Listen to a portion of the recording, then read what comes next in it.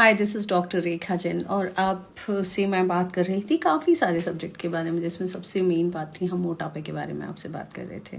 मोटापा बेसिकली क्या है? मोटापा जिसे हम कहेंगे कि बॉडी मॉस इंडेक्स बीएमआई पर आधारित एक चिकित्सकीय परिभाषा जिसे हम कह सकते हैं कि एक डेफिनेशन है।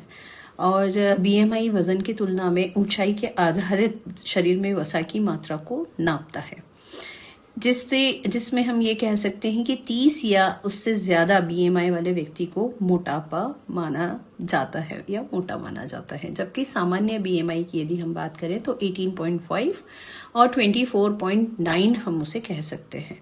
अब मोटापे के बहुत सारे ऐसे प्रकार होते हैं जिन्हें कि हम उसमें काउंट कर सकते हैं कि 30 से अधिक यदि बीएमआई है आपकी तो उसे मोटापे से ग्रस्त माना जाता है।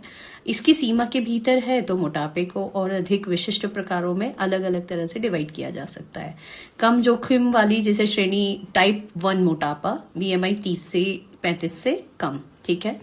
और यदि हम मीडियम की बात करें तो फिर बीएमआई 35 to 40, और लास्ट की जब हम बात करें कि उच्च जोखिम वाला जो मोटापा है उसमें बीएमआई 40 या उससे ज़्यादा की बात कर सकते हैं। सो कभी कभी अत्यधिक इस श्रेणी 3 वाले जो मोटापे होता है उसमें बहुत ज़्यादा गंभीर और उसे रुग्ण मोटापा कहा जाता है। और 40 बीएमआई भी यह निर्धारित करने के लिए एक मानक दिशा निर्देश है कि कोई व्यक्ति बायोट्रिक सर्जरी के लिए योग्य है या नहीं।